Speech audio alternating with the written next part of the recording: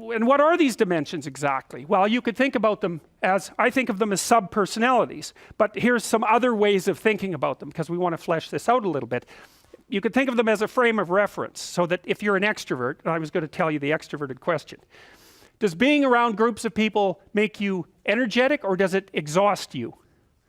And if you're the sort of person that, you know, will go to a party and interact with 20 people, and then you have to go home and be by yourself for like 2 weeks, then you're introverted. Introverts are exhausted by social interactions. Extroverts are the opposite.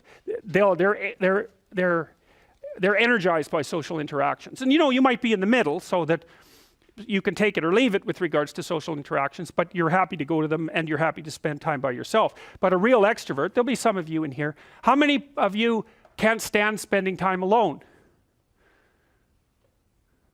Okay, so there's only 2 that will admit it. Extroverts are more likely to admit that sort of thing too, by the way. And how many of you like to spend time alone, or would rather be alone? Okay, so there's a preponderance of introverts in this class, as by all appearances. But that's a pretty canonical question for extroversion versus introversion. It's a very stable trait, by the way. It manifests itself early in life, and it's stable across the age span. Not completely. Introverts can learn to be extroverted, extroverts can learn to spend time on their own. I think that actually your capacity to expand your ability past the initial constraints of your biological temperament is something like the development of character or wisdom. You know, so if you're an introvert by nature and you learn how to be extroverted, then that expands your domain of competence. And if you're extroverted and you learn to be introverted, the same thing. But it's almost like, imagine a distribution of introversion here, extroversion here, a normal distribution. You're set, when you're young, at somewhere along that distribution with some range around it. And I think what you do as you mature, if you develop your skills, is you expand that range, but you're set, the place at which you're set doesn't move that much. So, okay, so you can think about them as sub-personalities. You can think about them as frames of reference. So frame of reference would be something like, well, since you're extroverted, you value being with people. And so you're going to look at the world. For example, if you're extroverted, you come into a room like this, you think, oh, look, it's a whole field of opportunity for social interactions. And if you're introverted, you think, well, maybe I'll go sit up in the corner and hope everybody leaves me the hell alone. But so it's an a priori set of perceptual structures that you bring to bear on a whole sequence of environments. So for example, maybe you're high in openness versus low in openness. That's the creativity dimension. People who are high in openness tend to be artists and entrepreneurs. And open people will look at other people as opportunities to engage in interesting intellectual conversations. And so you can tell when you're talking to someone open, especially if they're very high in openness, because they're going to want to talk to you about ideas or about aesthetics. That's what it's going to go right away. So that's how they view you, as a source of that sort of conversation. That's how they view the landscape. Someone who's high in neuroticism, which is a negative emotion dimension, is more likely to view the world as a place of threats to be protected against, because they're more anxious and more prone to emotional pain. So anyway, so that's the frame of reference issue. So there's something about your underlying fundamental psychological traits that determine, or influence at least, your value structures. And they do it at the level of perception. They also tend to set your goals. So extroverted people have as one goal the opportunity to engage with other people. So extroverts love parties. They live for parties. They love to tell jokes as well. That's a very good behavioral marker of extroversion. And so because they value those sorts of things, they set them as goals in their life. Or you could say the extroversion operating within them sets them as goals within their life, depending on how deterministic you want to be about it. So their patterns of behavior, that's another, at a micro level. You know, I showed you that sort of hierarchy of value / frames of references that ranged from micro behaviors up to high order abstractions. You can extract out personality by looking at people's micro actions as well. And one of the papers that I want you guys to read that's on the course website has to do with our investigation into behavioral markers of the big 5 traits. Yep.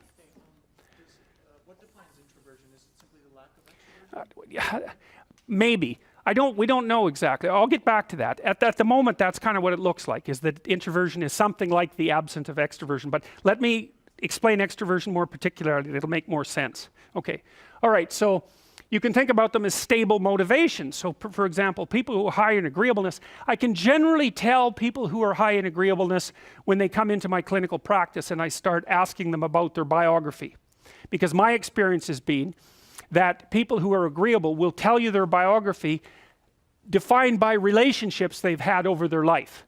So agreeable people are high in compassion and high in politeness. It looks like the maternal dimension. It looks like the pair bonding dimension, something like that. And so agreeable people tend to characterize their lives in terms of the intimate relationships they've had. And so those are also people who would value an intimate relationship over anything else, if agreeableness is the uppermost trait that characterizes their personality. Then, well, systems of values, we already talked about that a little bit. The higher you are in a given trait, the more you value certain opportunities that are associated with that trait. And so I think it's worthwhile thinking about traits along using all of those different conceptual schemes to understand what constitutes a trait.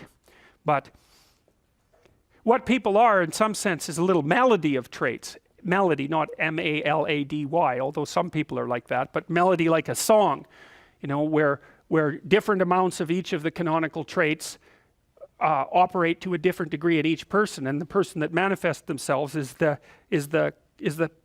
panoply of those traits as they manifest themselves in the world. And so it's actually very useful to understand your big 5 traits as far as I'm concerned. Actually, that's why I have you do that exercise that you're supposed to do for this class that helps you identify your faults and virtues. And I used big 5 terminology to help you do that. So part of the reason it's useful to know what your traits are is because it can help you figure out how you should orient your life. Like, so for example, if you're high in extroversion, you know, you've got a proclivity towards sales, for example, and you're going to like occupations where you have a lot of opportunity for social interactions and social networking. You're not going to be happy if your job requires you to sit alone for extended periods of time and work in the absence of social interaction. You're going to be one of those annoying people then in one of those offices that instead of sitting alone in their office is going from doorway to doorway, engaging everyone in conversation, right? So, and you want to be in a position that capitalizes on your traits, because it's really difficult to work contrary to your traits. The other thing that's worth thinking about too, we're actually building a computer app for this, which has been about 80% done for a whole year. We've got a hypothesis that we're still working out that's supported to some degree by the relevant literature. So imagine that you're looking for a stable partner, right? So you might think, well, what do you want in a stable partner? And at least in principle, one of the things you don't want is too much mismatch between you and that person on the 5 fundamental dimensions. So for example, if you're really extroverted and you have a really introverted partner, you're going to engage in continual conflict about how much social activity the two of you should subject yourself to. And it's very, very difficult for people who widely differ on those dimensions to come to consensus, because it's not just a matter of opinion, right? It's really a matter of different, if you're looking at extremes, of really different types of people. And the thing about introverts is they just don't enjoy large-scale social interaction that much. One-on-one they're often fine, but in a group they don't like that, and it tires them out. Whereas a real extrovert, it's like you isolate them and they just wither on the vine, because a huge part of what actually motivates them in a positive way is tangled up with social interaction. And so if you're an agreeable person and you have a particularly disagreeable partner, you're also going to run into problems, because the agreeable person will say whatever you want whenever, and the disagreeable person will say, well, I'd like to know what the hell you want for a change, and be much more harsh and much more demanding in the situation. And the agreeable person is going to find the disagreeable person harsh and unpleasant, and the disagreeable person is going to find the agreeable person wishy-washy and unable to stand up for themselves. And again, that's actually one of the primary sources of tension between men and women, because women tend to be higher in agreeableness than men. It's about half a standard deviation, which is quite a large difference by psychological standards. And so what that means, I probably haven't got the statistic quite right, but I think I've got it about right. What that means fundamentally, just so you have some sense of how large an effect that is that if you have a group of men and women and you pick out random pairs, the woman is going to be more agreeable than the man 60% of the time. So that's not an overwhelming proportion, but it's reliable, and it's quite large by psychological standards. So there's the problem with agreeableness. With conscientiousness, well, if you're conscientious, you're industrious and orderly. And orderly people seem to be sensitive to disgust, which is something we'll talk about in detail later. We've had a hard time specifying exactly what makes industrious people industrious, because it's hard to come up with an animal model for that sort of thing, and there's no theoretical model. But our latest idea is that, it's not my idea, it's actually the idea of my graduate student, Christine Brophy, is that industrious people find it unpleasant and unsettling to not be doing something. So it isn't so much that industriousness makes them happy or fills them with positive emotion. That would be more extroversion, right? Because extroversion is the positive emotion dimension. It's that industrious people can't stand sitting around doing nothing.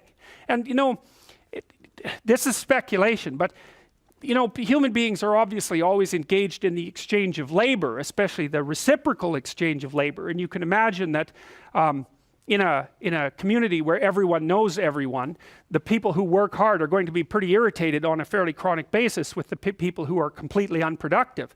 And my suspicions are that plenty of people who were completely unproductive in the history of the evolution of our species were wiped out by people who were unhappy with their lack of productivity. And so I think, generally speaking, human beings have this sense of ethical obligation with regards to one another to share labor.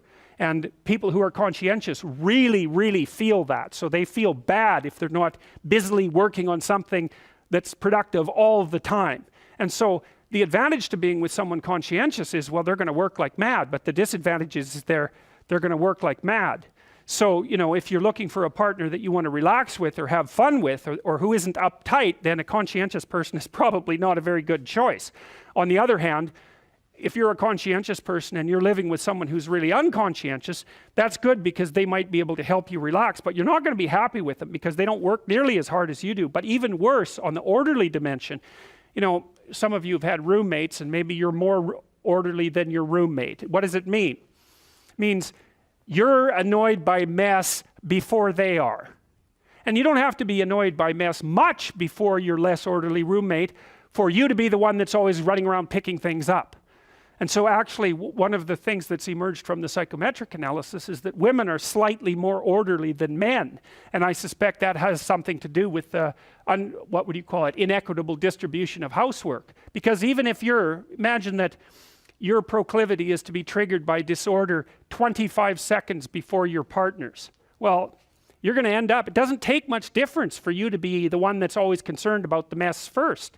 So anyways, and so if you're a really orderly person and you live with a disorderly person, well, good luck getting along with them. They're going to regard you as like uptight and over concerned with details and unwilling to relax, that's for sure. And they're going to regard you as, well, just a bloody mess. And how can anyone possibly live with someone like you? And so another reason why it's useful to understand your personality is because I think it gives you a better crack at finding someone that you can actually live with over the long run. And we don't know what the optimal, I don't think you want to live with someone who's exactly like you, because then both of you have the same strengths and weaknesses. And there's a bit of a problem there, right? Because maybe an agreeable person can use a bit of a disagreeable person around them to balance each other out, and vice versa, right? So we don't understand the optimal balance for long-term thriving in a relationship, but I think we do understand the fact that if you're too different in your traits, that where you're different is going to constitute a chronic source of conflict. So anyway, so you can think about that. So, all right, so how have psychologists studied personality? Well, I'm going to talk most about the statistical psychometric approach to begin with, but there are other approaches that we will talk about as well. So let me give you the background on the self-report methodology first, because it's really formed the backbone of of psychological research into personality. So imagine that you took a comprehensive sample of all the descriptive adjectives in the English language. Now, it's trickier than you think, because actually what constitutes an adjective isn't that easy to determine, because many words have forms that are adjective, verb, and noun, depending on how the same word is written out. So distinguishing adjectives from verbs or adverbs turns out to be more difficult than you might think. But let's just say, for the sake of argument, that you could collect all of the descriptive adjectives in the English language, and that then perhaps you decided, because you don't want to use all of them, you decided that you were going to use the most common 1,000 of them. And there are tables that enable you to look up the frequency of words.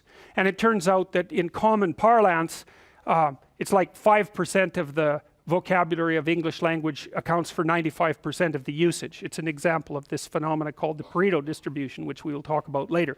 So in fact, most discourse is done with 500 words. You can get about 80%, something like that, of speech in terms of single word comprehension with 500 words. So let's say you took you took all the descriptive adjectives, and then you took the ones that were the most common 1,000. And so here's the hypothesis part. And this is a critical thing to know. This is called the linguistic hypothesis. And the linguistic hypothesis is that variation in personality among human beings is of sufficient import so that it's become accurately coded in the lexicon. So what that means is that, roughly speaking, is that over the course of the evolution of any language, we'll use English as the example here, descriptive terms have been generated that actually do cover the variation in personality, and that essentially cover them without bias. Now, that's a hypothesis. Actually, it's an axiom. It's because the hypothesis is, in some sense, it's not exactly testable. We'll leave that aside for now. It's testable a little bit, but not easily. So that's the first thing you have to accept. You have to accept that it's possible to extract out what constitutes personality by looking at the linguistic representation of descriptors insofar as they're encapsulated in language. Okay, so when people talk about trait models like the Big Five being comprehensive representations of personality, that isn't exactly what they mean. And you need to know this. What they mean is that it's a comprehensive representation of personality insofar as personality has been encapsulated in language. There may be elements of personality that we haven't been able to talk about, or we don't know how to talk about, that are of crucial importance. And there may not be, but the Big Five theorists assume that there aren't. All right, so that's a limitation of the theory. But if you accept that, then you say, well, the first thing you want to do is take a relatively random cross-section of the descriptive terms, because then you don't introduce bias into the initial stages of the inquiry. So, Matt, I'll tell you something that we did recently, and you can tell me what you think about it. It's analogous. We were trying to study political correctness. And so the first thing we were trying to figure out was, is there even such a thing? Because if you look at the political dialogue, what you find is that people on the side of the political spectrum who have been defined as politically correct tend to say that it doesn't exist, and that category is just a pejorative term that was invented by people who hold alternative political opinions. And so the first question is, well, what do you mean does it exist? What do you mean by exist? How do you tell if a psychological concept is real? Like, is anger something that exists objectively? Is it an objective phenomena? Well, it's not that easy to determine. You say, well, we act like it is, and we understand what anger means, but no one goes around in the world and says anger, without saying anything else, or you'd run away from them. What they do is they place the word anger into a sentence and place the sentence within a conversation, and they enable you to infer exactly what they mean by the word anger by listening to the surrounding context, right? And if you're going to turn that into something like an objective term, what you do is you pull out the term anger, and then you make the hypothesis that it represents something real in the objective world. But it's not that easy to determine if something does exist, especially if it's a psychological phenomena, in the real world. What do you mean by exist? That's the problem of construct validation, okay? So that's another term you really need to know if you're interested in experimental psychology, especially on the personality end. A construct is a representation of something psychological that hypothetically exists objectively. How do you establish its existence objectively? Well, does fear exist? No, you have the problem with all the emotional terms. Does joy exist? Does surprise exist? Does embarrassment exist? Does guilt exist? Shame? How are they related to one another? Guilt and shame, for example, seem quite similar to one another, right? And pain and fear and anger all seem to share the attribute of unpleasant and negative emotions. And so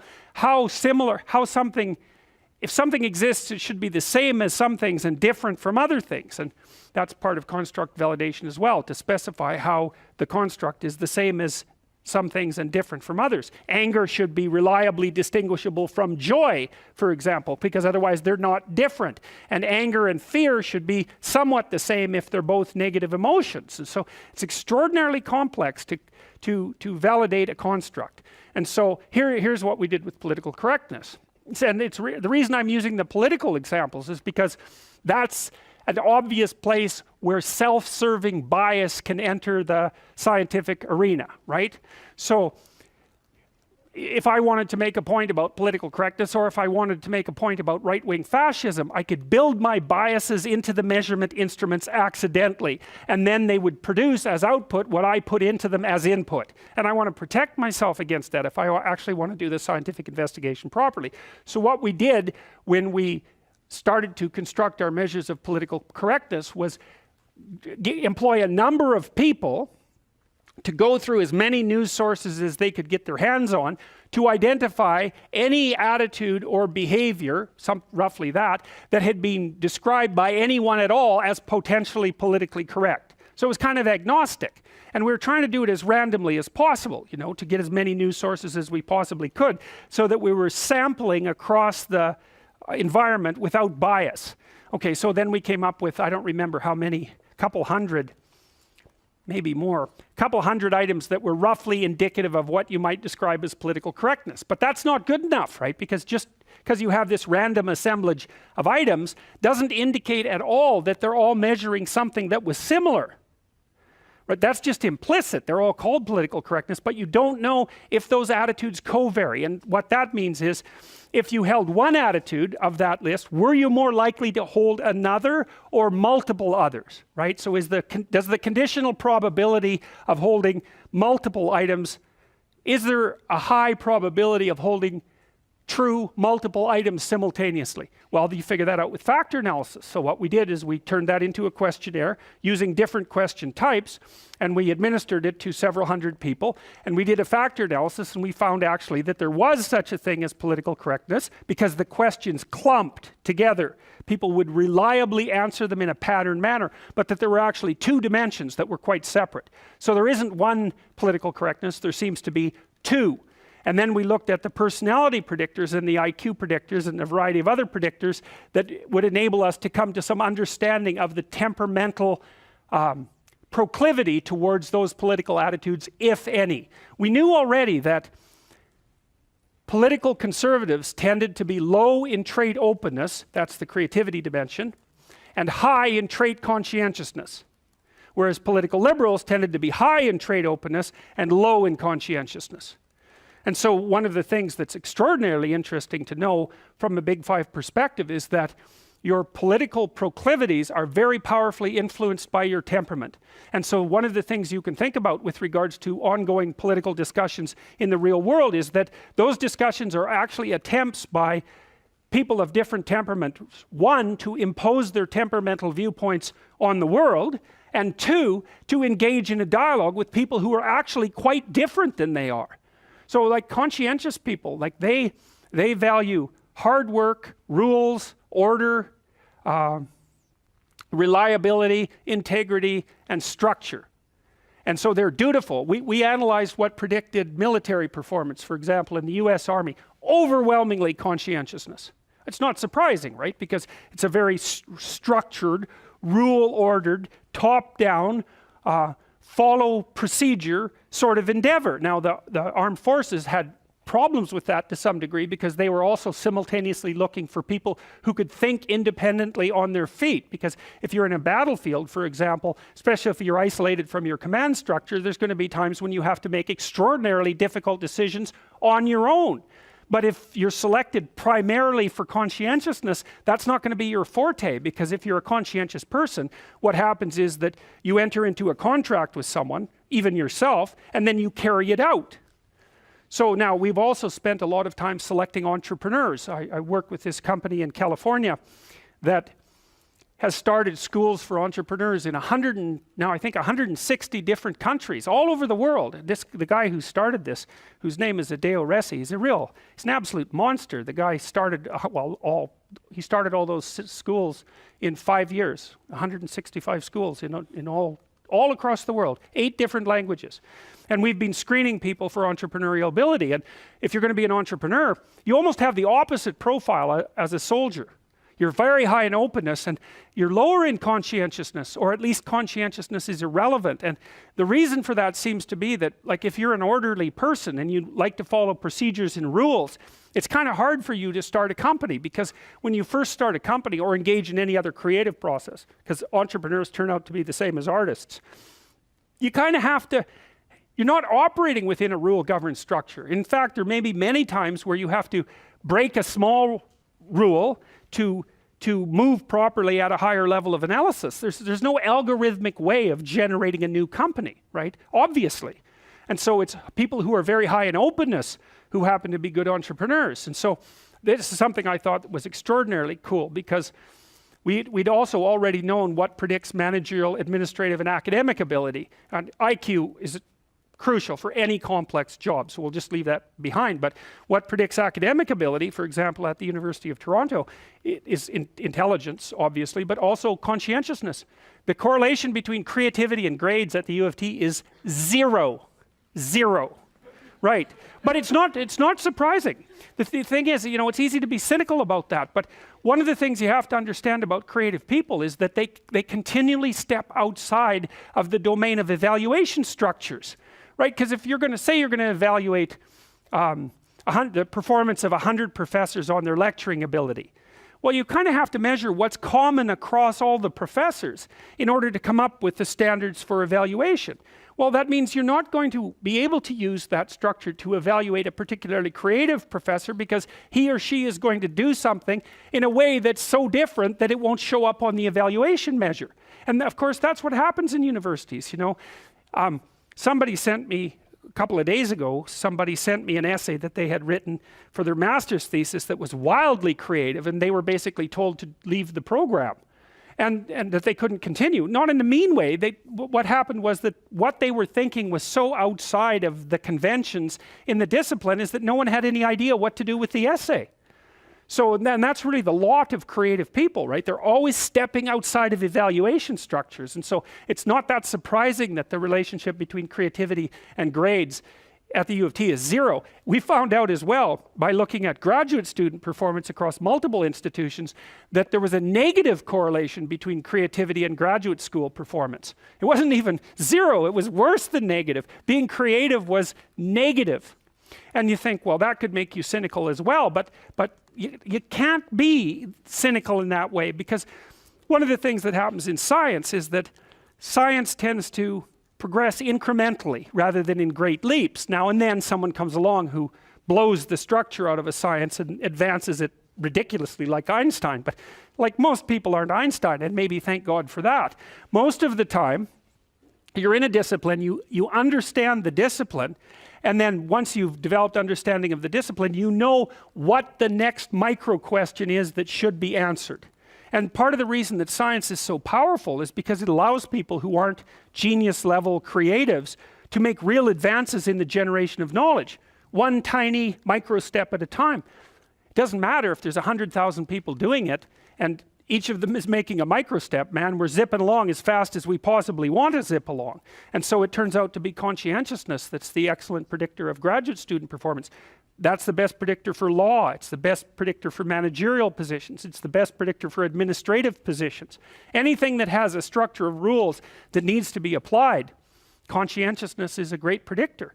So, but it's not good for predicting artistic ability or entrepreneurial ability. And that's also really important, because one of the things, this is partly why bureaucracies stultify, right? Because what happens is as they develop, they get chock full of conscientious people, with a few psychopaths thrown in there just for good measure. They get chock full of conscientious people busily zooming efficiently down a single track, and then all of a sudden the landscape shifts and they're going very, very efficiently in exactly the wrong direction, and then the whole bloody thing falls apart. So you need to have some creative wingnuts in your organization to come up with completely absurd ideas that might just on the off chance be true. And so creativity is strange in that manner too, because it's a high risk, high return game. You're a lot safer in your life to find a functioning entity and to operate as a cog within it, as long as the entity keeps functioning. Because if you're creative and you go off on tangents all the time, there's some probability that one of those tangents is going to be exactly what is needed at the time, and you're going to become hyper successful as a consequence. But there's much more probability that even though some of your ideas might be highly valuable, the probability that this is the right time and place for them is extraordinarily low. So to produce a successful creative product, for example, in the marketplace, you need a ridiculous combination of creativity so that you keep generating ideas, and then a network around you of people who have skills that you don't, and then the production of a product, let's say, whatever that happens to be, that's actually in demand by the marketplace at exactly that moment, and that someone else hasn't already done better. So the sensible thing to tell anybody who wants to be creative is, that's stupid.